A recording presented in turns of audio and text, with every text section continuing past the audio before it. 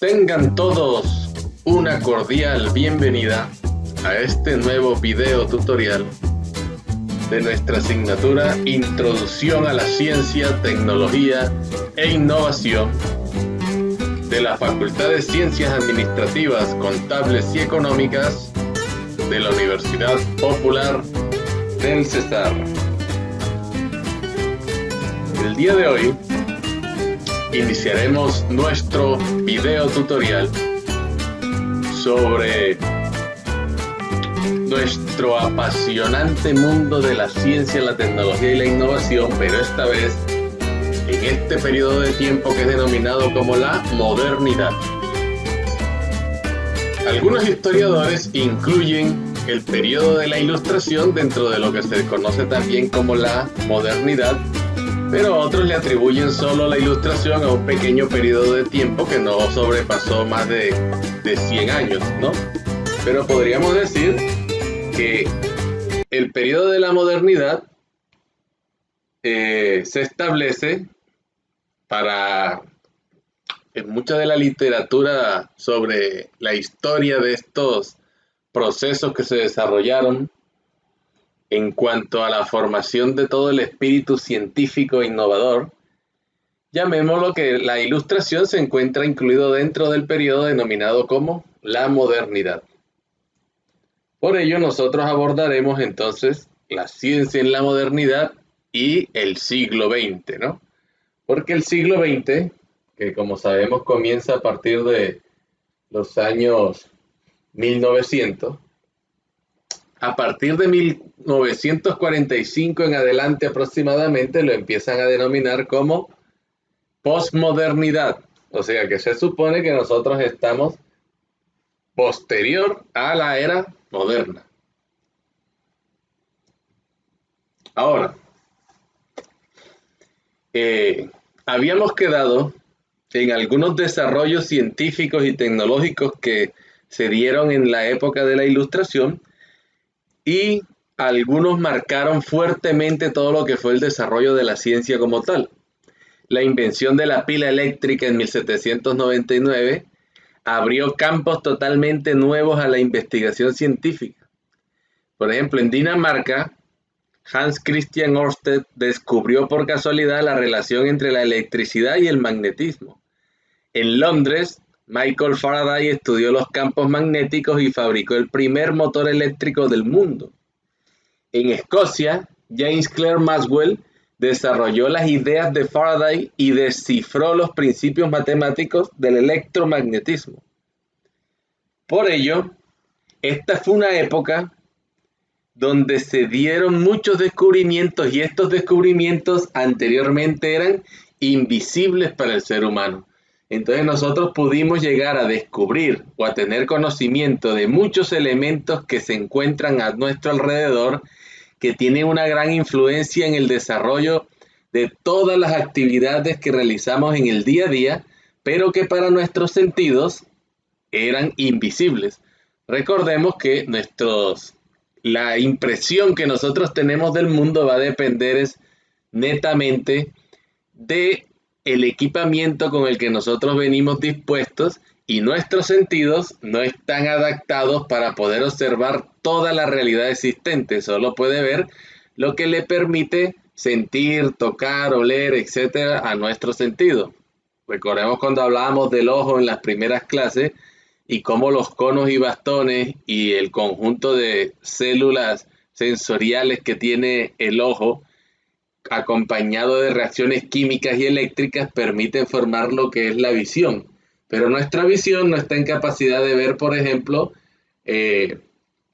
elementos o partículas de micras de tamaño, o tampoco ver a largas distancias como lo podría llegar a ver un telescopio. Entonces nuestros sentidos están limitados, ¿no? Entonces ya aquí viene una época donde se puede ver lo invisible, porque a lo largo del siglo XIX se descubrieron formas invisibles de ondas electromagnéticas antes de que se descifraran las leyes que rigen su comportamiento. En Bath, esto es en Gran Bretaña, el astrónomo alemán William Herschel separó los colores de la luz solar con un prisma para investigar su temperatura y vio que el termómetro continuaba subiendo más allá del rojo. Había encontrado la radiación infrarroja que, junto con la ultravioleta, descubierta el año siguiente, demostraba que el espectro electromagnético que había descubierto Newton, ¿cierto? Y cuyos experimentos habían realizado todavía algunos árabes en la época de la Edad Media, con esto se demostraba que el espectro electromagnético era mucho más amplio de lo que nuestros ojos alcanzaban a percibir o ver de forma directa. En Alemania, por ejemplo, Wilhelm Röntgen descubrió también por casualidad los rayos X en su laboratorio, mediante un ingenioso experimento para dilucidar si la luz era una onda o una partícula. El físico británico Thomas Young descubrió el fenómeno de interferencia de las ondas luminosas, que aparentemente zanjaba esta cuestión. En Praga, el físico austriaco Christian Doppler explicó el color de las estrellas binarias partiendo de la idea que sostenía que la luz es una onda con un espectro de varias frecuencias y definió el fenómeno conocido como efecto Doppler. En París, mientras tanto, los físicos franceses Hippolyte Fizeau y Léon Foucault midieron la velocidad de la luz y demostraron que ésta se propaga más despacio en el agua que en el aire. Ahora, todo esto también, junto al desarrollo de aquello que nosotros no podíamos ver y empezamos a encontrar la forma de tener un conocimiento de lo que estaba oculto a nuestros ojos, también se dieron lo que se llamaban avances en la química. Considerando que el peso atómico, ¿cierto?, podía ser un concepto útil para los químicos, el meteorólogo británico John Dalton estimó el de algunos elementos y 15 años más tarde, el químico sueco Jöns Jacob Berzelius elaboró una lista mucho más completa de esos elementos químicos. Uno de sus alumnos, el alemán Friedrich Wöhler, transformó una sal inorgánica en un compuesto orgánico, con lo que refutó la idea de que la química orgánica obedecía a normas particulares. En París, Louis Pasteur demostró más adelante que la vida no se genera de manera espontánea como se pensaba anteriormente. En ocasiones, la inspiración de las nuevas ideas llegaba por caminos inesperados. De esta manera, el químico alemán August Kekulé concibió la estructura de la molécula del benceno en sueños. O sea, esto llamémoslo como lo que nosotros mencionábamos, serendipia, ¿no? Cuando uno tiene a veces unas ideas en un momento inesperado. Él lo estuvo soñando. Encontró aproximadamente, lo pensó y supo de qué forma podía ser el benceno por un sueño que tuvo. Mientras que el químico ruso Dmitry Mendeleev se sirvió de una baraja para resolver el problema de la tabla periódica de los elementos. Y a finales de siglo, Marie Curie aisló el polonio y el radio y se convirtió en la única persona galardonada con el Premio Nobel de Química y el de Física, ¿no? Empezando que es la única mujer también que lo ha hecho. Además de ese conocimiento de lo invisible y de los avances de la química, durante este periodo de tiempo que corresponde es ya los años finales del siglo XIX, también se dieron lo que se conocen como avances en el descubrimiento de las huellas que el pasado iba dejando, ¿no? O sea, ya podemos constatar y medir con cierto grado de certeza información de datos de cómo se formó el mundo, de fósiles, etcétera, etcétera. Entonces, el conocimiento que nosotros tenemos de los seres vivos experimentó toda una revolución a lo largo del siglo. En la costa sur de Inglaterra, Mary Anning desenterró y documentó una serie de fósiles de seres extintos. Poco tiempo después, Richard Owen acuñó el término dinosaurios para designar a aquellos terroríficos lagartos que un día poblaron la Tierra. Y el geólogo suizo Louis Agassiz sugirió que vastas regiones del globo habían estado cubiertas de hielo y que el planeta había pasado por estados muy distintos a lo largo de su historia. También Alexander von Humboldt utilizó sus conocimientos interdisciplinarios, ¿cierto?, para desentrañar las relaciones que se establecen en la naturaleza y sentó la base de la ecología. En Francia, Jean-Baptiste Lamarck construyó una teoría de la evolución sobre la hipótesis errónea de que estaba impulsada por la transmisión de caracteres adquiridos. En la década de 1850, los naturalistas británicos Alfred Russel Wallace y Charles Darwin desarrollaron ya la idea de la evolución por selección natural. Y Huxley sugirió que las aves habrían evolucionado de los dinosaurios, y las pruebas en apoyo de la evolución comenzaron a acumularse. Mientras tanto, un monje originario de Silesia, Gregor Mendel, definió las leyes básicas de la genética a partir del estudio de miles de plantas de guisante. El trabajo que llevó a cabo, olvidado durante varias décadas, desveló el mecanismo genético de la selección natural. Y se dice, por ejemplo, que en 1900 Lord Kelvin dijo: ya no hay nada nuevo que descubrir en física. Lo único que queda es realizar mediciones cada vez más precisas. No imaginaba Lord Kelvin cuántas sorpresas le aguardaban a la vuelta de la esquina, porque el desarrollo de la ciencia no dejó de parar durante todo este periodo. Entonces recordemos que habíamos quedado en la Ilustración aproximadamente recordemos que la Ilustración se dio a mediados de los años 1700 y tomó parte del inicio de los años 1800. Entonces, muchos de estos desarrollos de los que hemos estado hablando, donde se pudo llegar a ver lo invisible, donde los avances de la química se presentaron y donde pudimos empezar a conocer las huellas del pasado, se dieron entonces en este periodo de tiempo que iba desde inicios de los años 1800 hasta finales de los mismos, ¿no? Lo que se conoce como el siglo XIX. Entonces veamos algunos elementos que fueron importantes para el desarrollo de la ciencia en esta época y miremos en qué periodo se dio, de los cuales algunos hemos mencionado en esta breve introducción que realizamos. Miren que en el año 1821, Michael Faraday descubre el principio del motor eléctrico, ¿no? Un elemento que era sumamente importante.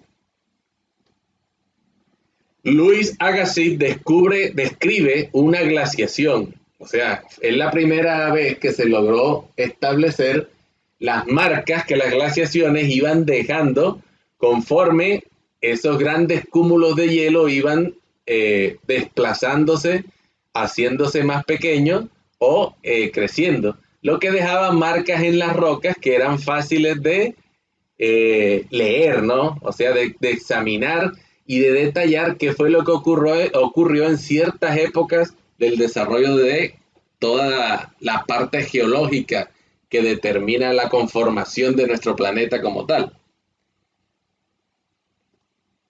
En 1842, Christian Doppler explicó el color de las estrellas binarias, ¿no? Y esto fue muy importante porque miren, el color de la luz depende de su frecuencia, es decir, el número de ondas por segundo. Si algo que emite ondas avanza hacia nosotros, la segunda onda recorrerá menos distancia que la primera, por lo que nos llegará antes que si la fuente fuera estacionaria. De esta manera, la frecuencia aumenta si la fuente y el receptor se acercan y disminuye si se alejan.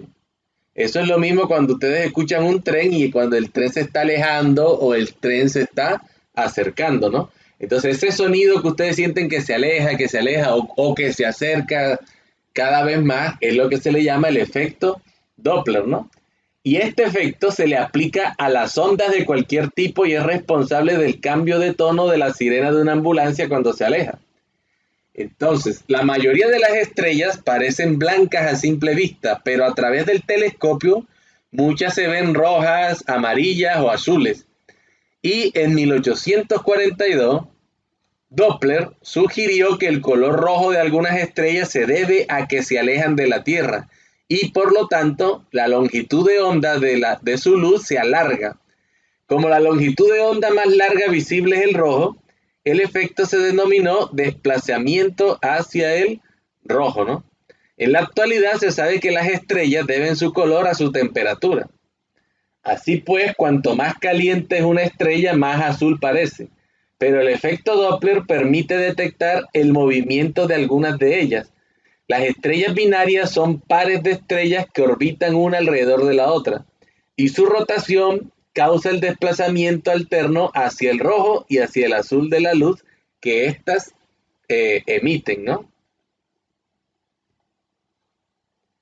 Ahora, en 1845, el alemán Alexander von Humboldt introduce el concepto de ecología. ¿Y qué es lo que nos dice ese concepto de ecología del señor von Humboldt? Que a partir de esa época, pues ya nosotros íbamos a ser capaces de estudiar cómo se interrelacionan todos los seres de la naturaleza, ¿no? Quiere decir que la naturaleza puede llegar a representarse como un todo, ¿no? Entonces, la ecología lo que estudia son todas las interacciones que se dan entre los organismos y su entorno, que determinan su distribución y su abundancia, ¿no? Estas interacciones deben incluir tanto factores bióticos como la actividad humana y las comunidades vegetales y animales, y también factores abióticos como el clima, el suelo, el ciclo del hidrógeno, etcétera. O sea que la ecología lo que hace es que la naturaleza puede representarse como un gran todo. Ahora, en 1859 aparece Charles Darwin con su teoría de la evolución en el libro que se denominó El origen de las especies y propuso que se hacía por medio de la selección natural, ¿no? ¿Qué quiere decir esto? Que los organismos, ¿cierto?, suelen tener más descendientes de los que pueden sobrevivir por falta de alimento y de espacio vital. Y los descendientes se diferencian unos de otros en muchos aspectos. Pero la variación hace que algunos individuos estén mejor equipados o adaptados para sobrevivir. Si estos individuos que están mejor adaptados para sobrevivir transmiten los rasgos que son ventajosos a su prole, estos también sobrevivirán. Entonces, por lo tanto, este principio es a lo que se le llama selección natural, ¿no? Que sobreviven son los organismos que se adapten mejor a su entorno. ¿Y por qué se adaptan mejor? Porque tienen unos rasgos ventajosos que les permiten sobrevivir en ciertos entornos o medios ambientes. En 1859, Louis Pasteur refuta la generación espontánea, ¿no? En 1865, lo que mencionábamos hace un momento, el señor Auguste Quetelet describe la estructura química de la molécula de benceno. Otro hito que fue bastante importante para la época, ¿no? ¿Por qué? Porque lo hizo a ver cómo lo podemos decir. Él se imaginó, fue una serpiente mordiéndose la cola, ¿ya? Entonces, los átomos de cada elemento pueden combinarse con otros en un número limitado de maneras, y a eso se le llama valencia. En la molécula de benceno, los átomos de carbono, ¿ya?, se enlazan en forma de anillos, a los que se unen los átomos de hidrógeno. Entonces, la visión de una serpiente que se mordía la cola sugirió esta estructura a Kekulé. O sea, entonces, esto fue otro elemento de eso de serendipia, ¿no? Cuando él mira la visión de una serpiente mordiéndose su cola, y entonces fue cuando se imaginó la fórmula de la molécula de benceno cuyos átomos de carbono se enlazan en forma de anillos. En 1866, Gregor Mendel publica su trabajo sobre la genética de los guisantes, ¿no? Aquí lo que hizo él fue el mecanismo de herencia, ¿cierto? Que era uno de los mayores misterios de la historia de la ciencia. El fenómeno se conocía desde el momento en que las personas se dieron cuenta de que los miembros de una familia presentaban rasgos similares. Sus manifestaciones también eran patentes en el cruce de plantas agrícolas y ganado o la transmisión de algunas enfermedades como la hemofilia. Sin embargo, nadie podía explicar cómo ocurría este fenómeno. Entonces, según los filósofos griegos, existía algún tipo de esencia o principio natural que pasaba de padres a hijos. Los progenitores lo transmitían a la siguiente generación durante el acto sexual, y se pensaba que esa esencia que se originaba en la sangre y que los principios paterno y materno se mezclaban para crear una nueva persona, fue una postura de estos griegos, ¿no? Y estas ideas persistieron, miren, durante siglos, entre otras cosas porque a nadie se le ocurrió ninguna otra idea mejor. Pero cuando Charles Darwin entró en escena, los fallos se hicieron evidentes. Según sostenía la teoría darwinista de la evolución por selección natural, las especies cambian a lo largo de muchas generaciones y de esta manera originan la diversidad biológica que existe hoy en día. Sin embargo, si la herencia dependiese de la mezcla de principios químicos, la diversidad acabaría diluyéndose hasta desaparecer. Sería algo así como mezclar pinturas de distintos colores hasta acabar con una gris. Las adaptaciones e innovaciones en las que se basaba la teoría de Darwin no persistirían. Entonces, ¿qué fue lo que hizo Mendel? El gran avance hacia la comprensión de la herencia llegó casi un siglo antes de que se determinara la estructura química del ADN y menos de una década después de que Darwin publicara El origen de las especies, porque Gregor Mendel, que era un monje agustino, quien consiguió lo que naturalistas mucho más conocidos no habían logrado, probablemente gracias a su dominio de las matemáticas y la teoría de probabilidades, porque era un buen estadístico, ¿no? Sabía de estadística. Mendel llevó a cabo sus experimentos con plantas de guisante común, que crecían fácilmente en el huerto del monasterio donde él se desempeñaba. Esta especie presenta variaciones visibles en lo que respecta a la altura, el color de las flores y el color y la forma de sus semillas. Entonces Mendel investigó la transmisión de estas características una a una mediante una serie de experimentos y analizó los resultados acumulados desde una perspectiva matemática. En el curso de su investigación tomó precauciones cruciales, ya que sabía que los caracteres hereditarios podían saltar generaciones y permanecer ocultos, por lo que se aseguró de empezar con plantas puras, por ejemplo, plantas de flor blanca que solo generaban plantas de flor blanca.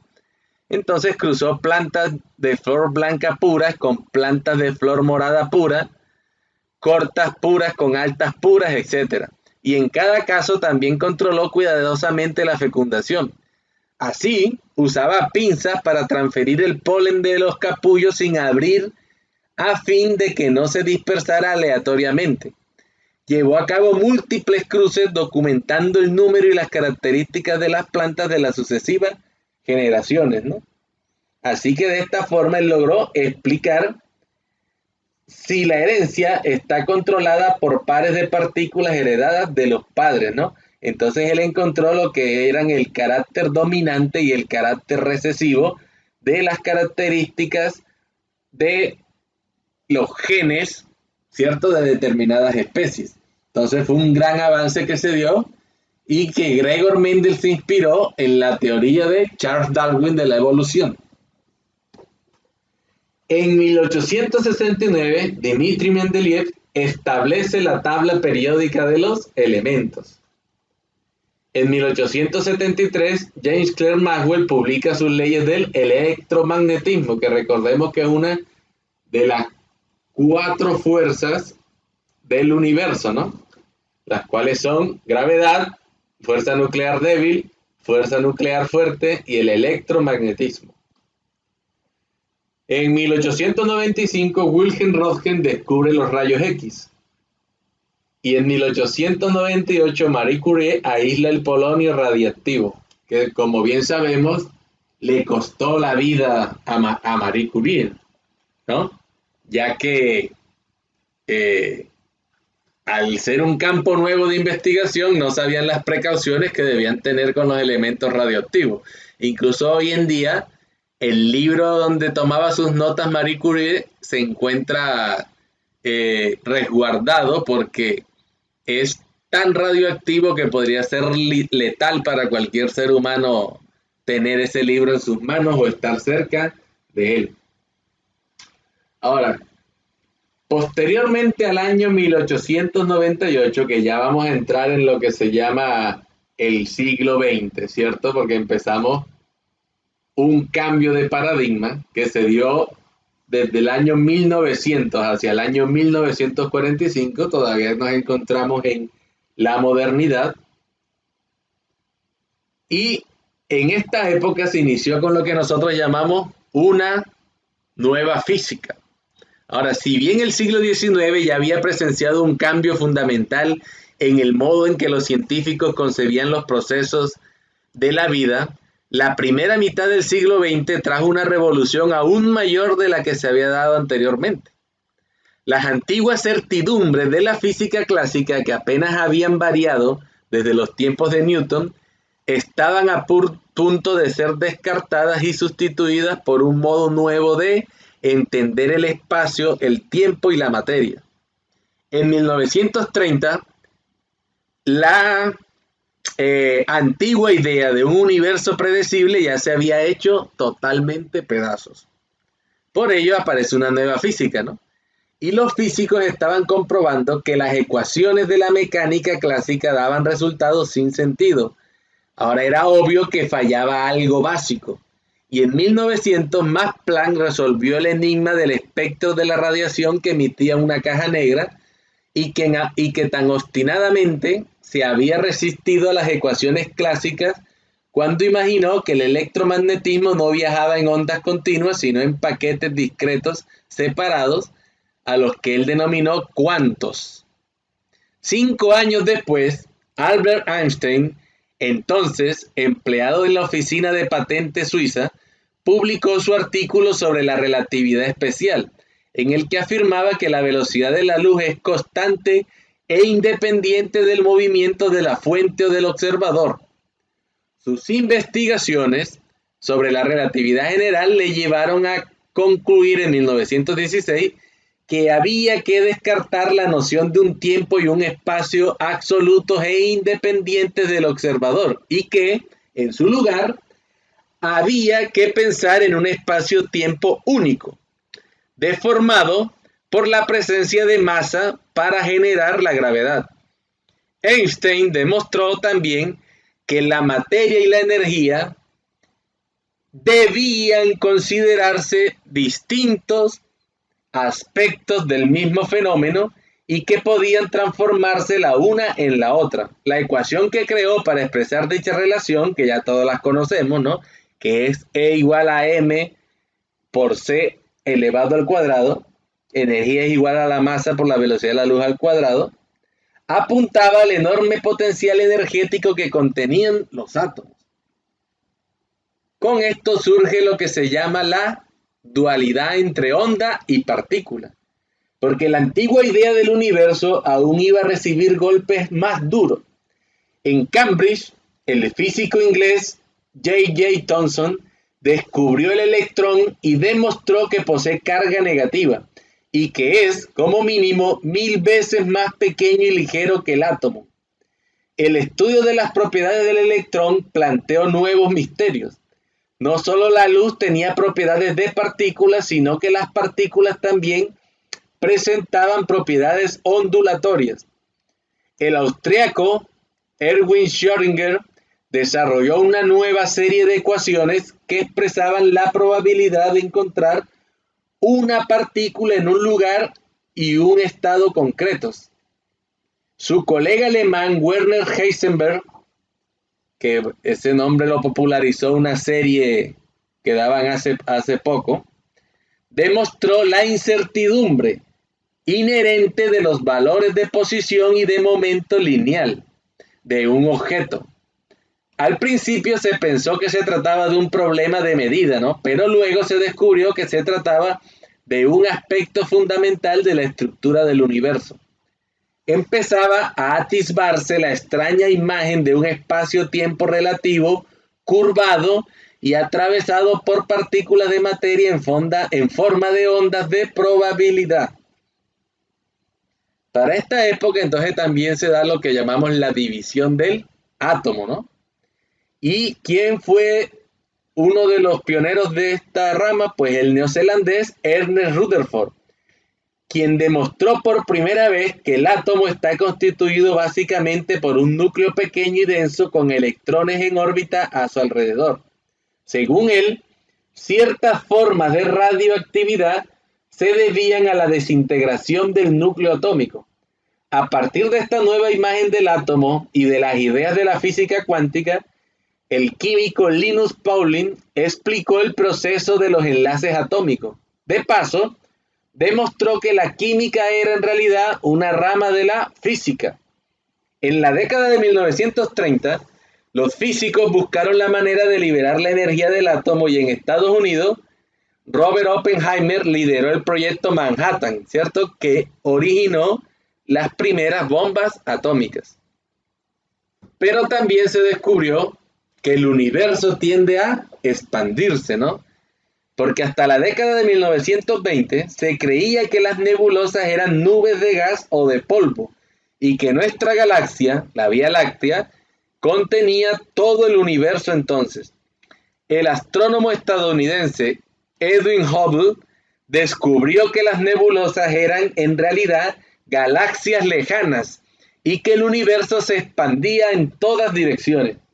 De repente, el universo se hizo muchísimo más vasto de lo que nadie había imaginado jamás. Y por último aquí, en el universo en expansión, el sacerdote y físico belga Georges Lemaitre propuso que se había expandido a partir de un átomo primigenio, hipótesis que dio lugar a la teoría del Big Bang.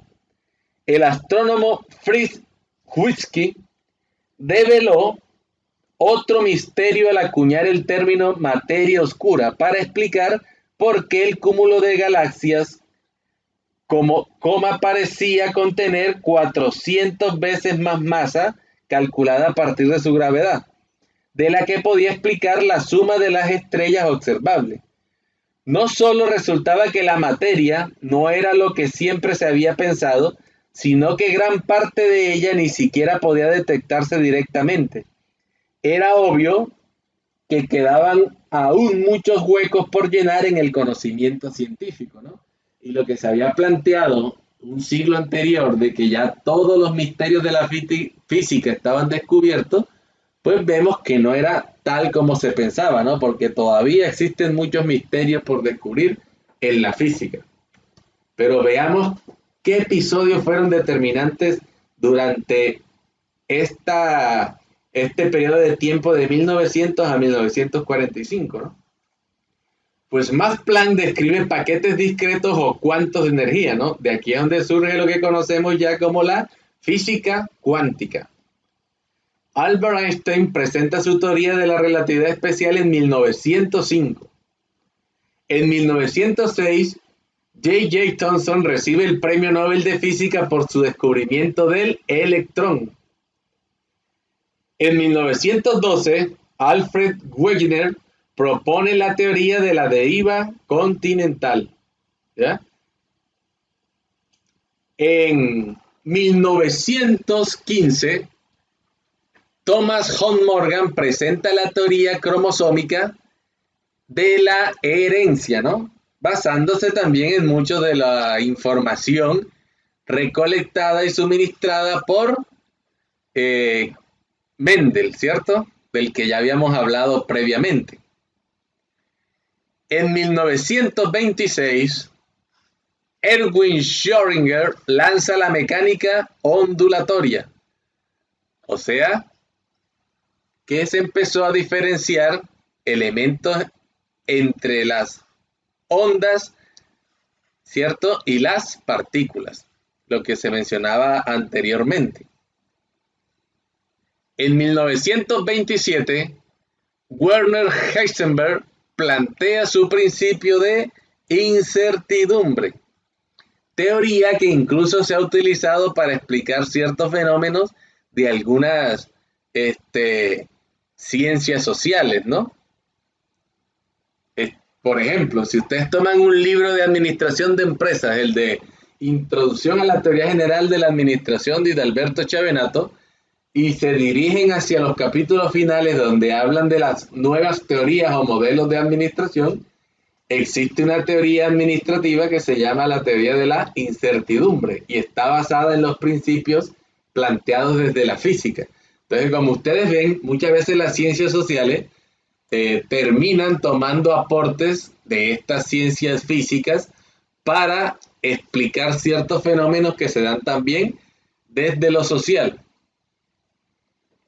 Incluso hay una película en Netflix que se llama Las leyes de la termodinámica y trata de explicar cómo se enamoran y se relacionan las parejas desde el punto de vista de las leyes de la termodinámica y de los principios de entropía, por ejemplo.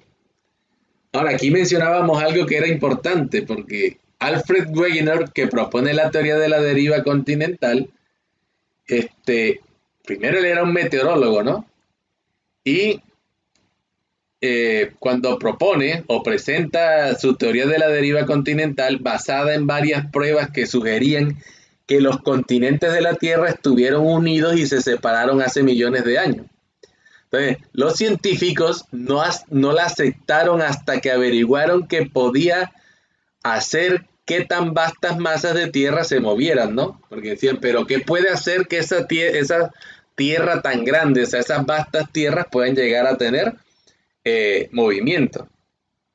Y miren, en 1620, recuerden cuando hablábamos de la época del Renacimiento, que estaba Francis Bacon, y él examinó los primeros mapas del Nuevo Mundo y de África y observó que las costas orientales americanas eran aproximadamente paralelas a las costas occidentales europeas y africanas. Esto llevó a los científicos a especular que esas masas de tierra habían estado unidas, y lo que contradecía frontalmente el concepto convencional de un planeta sólido e inmutable. Ya posteriormente, Antonio Snyder Pellegrini reveló en 1858 que a ambos lados del Atlántico se habían hallado plantas fósiles similares que databan del periodo carbonífero, hace entre 359 y 299 millones de años. En sus mapas, el geógrafo mostró cómo podían haber encajado los continentes americano y africano y atribuyó su separación, obviamente estaba equivocado, ¿no?, al diluvio bíblico. Cuando se hallaron fósiles de helechos en América del Sur, India y África, el geólogo austriaco Edward Sachs afirmó que debían haber evolucionado en una misma masa de tierra y sugirió que los continentes australes estuvieron unidos por pasarelas de tierra firme que un supercontinente al que llamó Gondwana. Pero Wegener halló más ejemplos de organismos parecidos separados por océanos, así como cordilleras y depósitos glaciares similares, ¿no? Entonces, esta teoría fue importante porque se logró comprobar que primero la Tierra no es estática, que las masas de tierra están en constante movimiento, que antes había un supercontinente que ya sabemos que lo denominamos Pangea, que este supercontinente fue trasladándose hasta formar lo que nosotros conocemos hoy en día, ¿cierto?, como las porciones de tierra que conforman el globo terráqueo actual. Entonces, esto fue como ver que la costa oriental sudamericana y la occidental africana encajaban como las piezas de un rompecabezas, ¿no? Se han hallado fósiles animales y vegetales similares tanto en América del Sur y en África. También se hallan formaciones rocosas que se corresponden, ¿ya? Quiere decir que en otro tiempo los continentes debieron formar una sola masa de tierra. Los continentes a la deriva son piezas gigantescas de un rompecabezas en cambio constante y permanente, ¿cierto? Ahora, en 1929, Edwin Hubble descubre que el universo se expande, como ya habíamos mencionado. En 1930, Subrahmanyan Chandrasekhar describe los agujeros negros por primera vez. En 1931, Georges Lemaitre sugiere que el universo nació de un átomo primigenio, ¿cierto? Lo que le dio origen a la teoría del Big Bang. En 1934, Fritz Zwicky propone la existencia de una materia oscura. En 1935, Konrad Lorenz explica cuál es la base del instinto animal.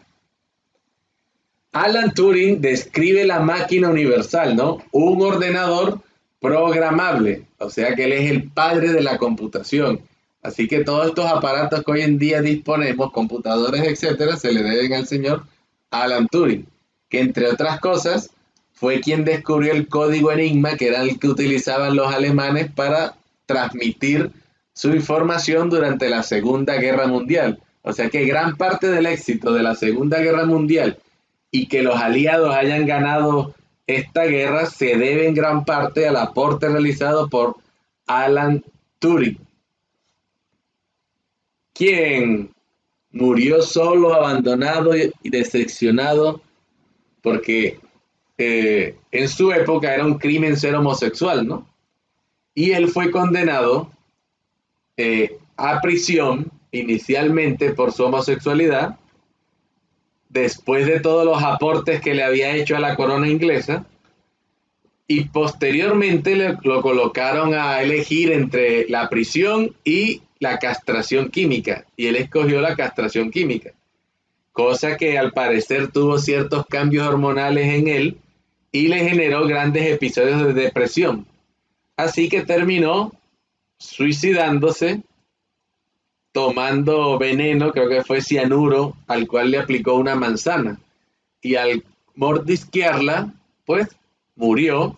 Y dice una leyenda urbana que el símbolo de Apple, de la manzana mordida, es a Alan Turing, obviamente por la relación entre la computación y la muerte de Alan Turing.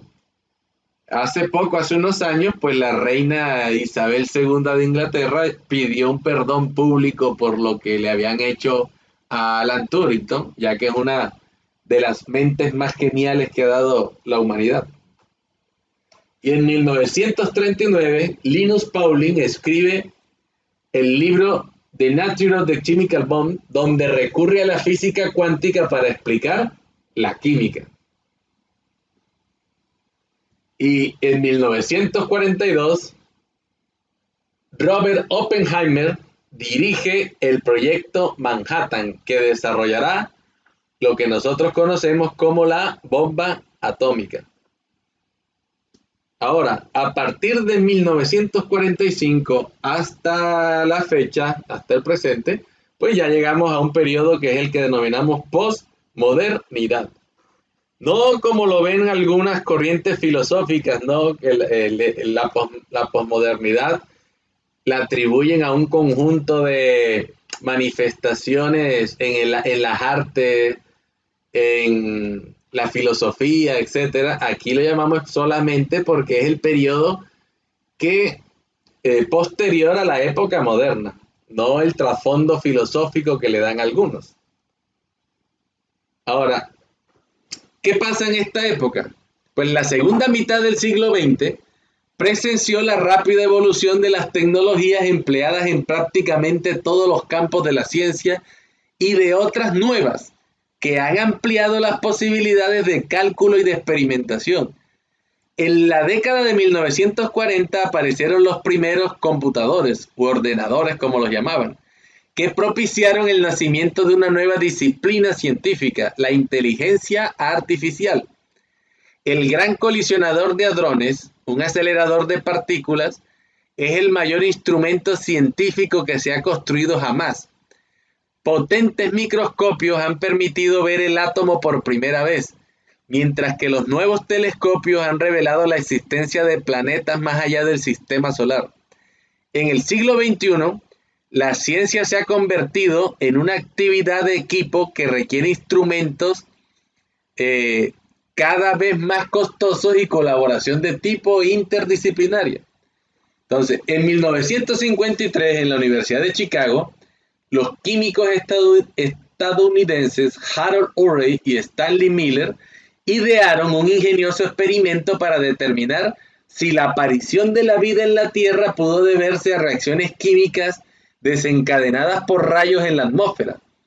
Ese mismo año, dos biólogos moleculares, el estadounidense James Watson y el británico Francis Crick, en una carrera contra equipos rivales de Estados Unidos y la Unión Soviética, descubrieron la estructura molecular del ácido desoxirribonucleico o ADN y dieron así con la clave del código genético de la vida, que llevó a la complexión del mapa del genoma humano menos de medio siglo después de este descubrimiento.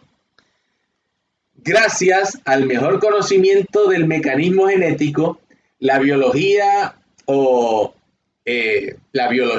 Y en este caso, en manos de una bióloga estadounidense que se llamaba Lynn Margulis, propuso la teoría aparentemente absurda de que cuando algunos organismos son absorbidos por otros, ambos pueden seguir desarrollándose.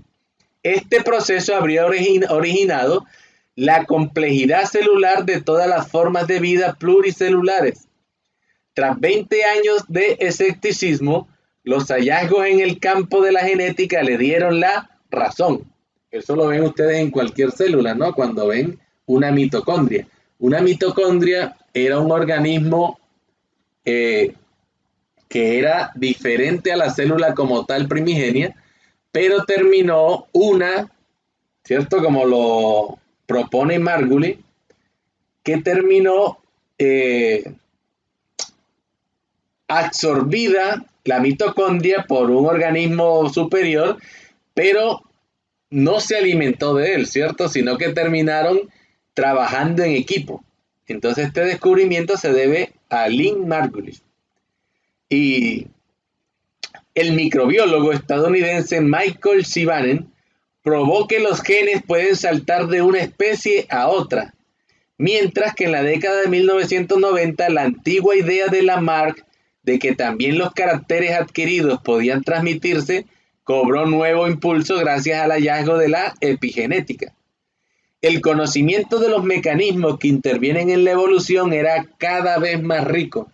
O sea que conforme ha ido pasando los años, desde que Charles Darwin formuló su teoría de la evolución, se ha ido recopilando cada vez mayor cantidad de pruebas desde el campo de la biología, desde el campo de la genética, que han comprobado que todos los seres evolucionaron de una forma de vida primigenia.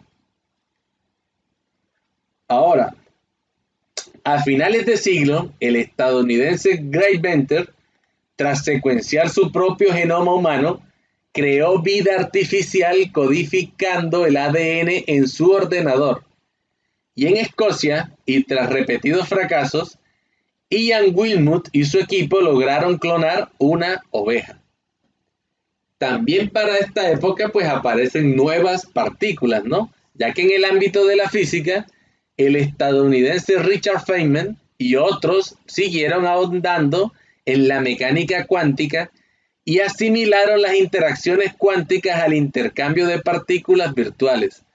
Paul Dirac predijo la existencia de la antimateria en la década de 1930 y en las décadas siguientes se detectaron más partículas subatómicas mediante las colisiones generadas por colisionadores de partículas cada vez más potentes.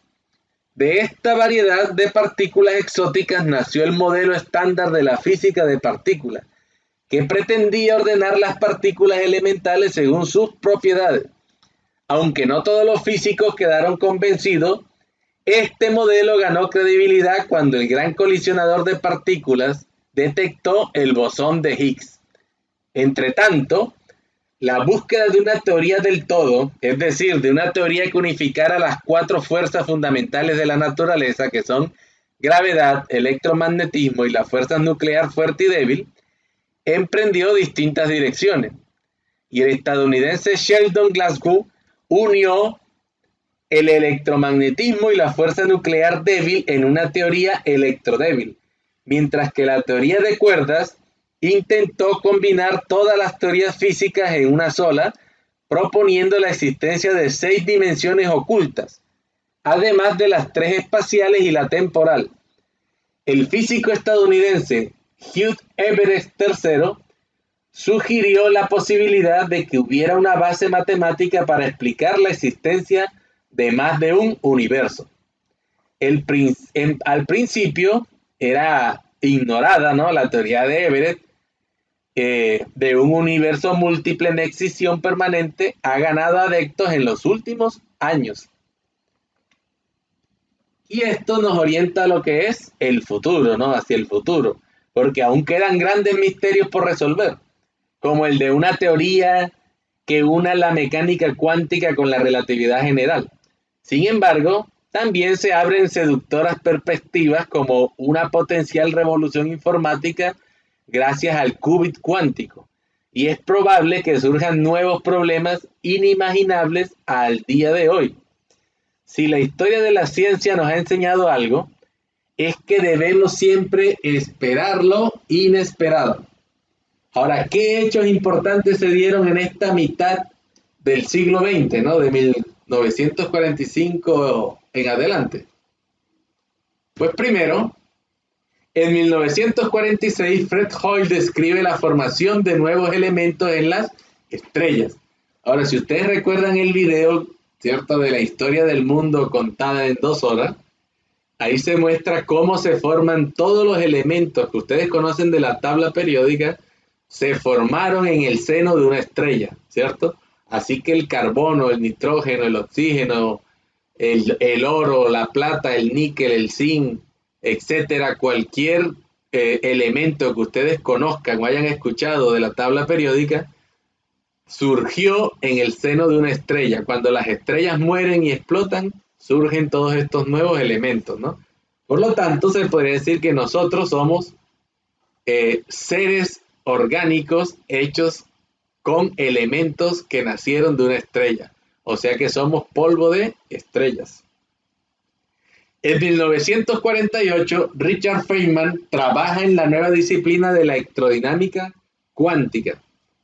En 1951, Barbara McClintock prueba la recombinación genética al describir los cambios de lugar de los genes en un cromosoma. En 1953, Harold Urey y Stanley Miller demuestran el posible mecanismo químico que le da origen a la vida, ¿no? Y en 1953, James Watson y Francis Crick descubren la estructura química del ADN, lo que permitió posteriormente conocer el genoma humano, ¿no? En 1957, Hugh Everett III es el primero en proponer la interpretación de los muchos mundos de la física cuántica. O sea que pueden existir distintos universos paralelos, lo que ha servido de base, como ustedes saben, para darle la trama a muchas películas, entre ellas una que seguro muchos se vieron, que fue la última película de Avengers, de los Vengadores. En 1961, Sheldon Glasgow presenta su modelo simétrico de interacciones electrodébiles, ¿no?, donde, recordemos, unió de las fuerzas elementales del universo, unió el electromagnetismo con la fuerza nuclear. Charles Kelling demuestra el aumento de la concentración de dióxido de carbono en el aire. Esto fue en 1961. Y a raíz de la demostración realizada por el señor Kelling, es que se han trazado toda una cantidad de escenarios probabilísticos que demuestran cómo se ha ido dando el cambio climático por la acumulación de dióxido de carbono en el aire. Entonces, imagínense desde qué época ya sabíamos que se estaban concentrando grandes cantidades de dióxido de carbono en el aire, y es la época y no hemos hecho absolutamente nada al respecto. En 1964, Peter Higgs sugiere la existencia de una partícula elemental responsable de la masa. Y como les decía, miren, en 1964, el señor Peter Higgs matemáticamente demostró que debería existir una partícula elemental que es la responsable que todas las demás partículas adquieran la masa. O sea que todo aquello que ustedes pueden tocar, ¿cierto? Que efectivamente lo pueden tocar, sentir, es porque tiene masa, se debe a una partícula elemental. Y él la predijo en 1964, haciendo una demostración matemática que debía existir. Pero recordemos que la ciencia, para poder determinar la fiabilidad de una teoría, no le basta solo con la demostración matemática. Tiene que haber una comprobación empírica del hecho para poder, a ciencia cierta, determinar que un fenómeno tiene cierto grado de certeza o cierto grado de ser verdadero. Entonces, miren, en el 64 lo propuso. También en el 64, Murray Gell-Mann presenta la idea de los quarks y da origen al modelo estándar de la física de partículas. ¿Ya? Los quarks son unas pequeñas partículas que conforman, ¿cierto?, a electrones, por ejemplo, a otras partículas más grandes. En 1967, Lynn Margulis sorprende a sus colegas con la idea de la endosimbiosis, lo que mencionábamos de la célula y la mitocondria, ¿no? Que supone que la absorción completa de unos organismos por otros, ¿no? Que un organismo absorbe al otro, pero este sigue trabajando cumpliendo con ciertas funciones. Por ejemplo, la mitocondria, que es la de producir energía que la célula utiliza para procesos vitales, y en nuestro caso, pues, es la que nos ayuda a convertir el oxígeno en energía para que nosotros podamos realizar el resto de funciones que desarrollamos diariamente. En 1974, Stephen Hawking, quien murió hace poco, demuestra que los agujeros negros emiten una débil radiación, comprobando con ello que no todo es consumido en su totalidad por un agujero negro, que antes se pensaba que su fuerza gravitacional era tan enorme que nada escapaba a la fuerza gravitacional de un agujero negro. Pero Stephen Hawking demostró que hay una débil radiación que escapa de los agujeros negros. Y esta radiación se le dio su nombre, ¿no? Se le llama la radiación Hawking. En 1980, Yuri Manning sugiere la idea de la informática cuántica, ¿no? Ya hoy en día existen computadores cuánticos, cuya velocidad es enorme comparado con los computadores tradicionales. En 1985, Michael Shibanen afirma que los genes pueden pasar de una especie a otra. En el año 2010, Craig Venter afirma ser capaz de diseñar formas de vidas sintéticas. Y ya en el año 2012, el CERN, que es el laboratorio del colisionador de hadrones, detecta el bosón de Higgs. Entonces miremos cómo en el año 2012 se pudo ya comprobar empíricamente, ¿cierto?, de forma práctica, la teoría que formuló en 1964 Peter Higgs, que sugería la existencia de la partícula elemental que era responsable de la masa. A esa partícula hoy en día se le da el nombre de bosón de Higgs y ya es un hecho, está comprobado que existe esa partícula que es la que le otorga masa a todas las demás partículas existentes en el universo. Entonces, con esto terminamos lo que es estos elementos relacionados a la ciencia en lo que es el siglo XX y la edad moderna, y nos vemos en un próximo video tutorial de nuestra apasionante asignatura Introducción a la Ciencia, Tecnología e Innovación. ¡Hasta luego!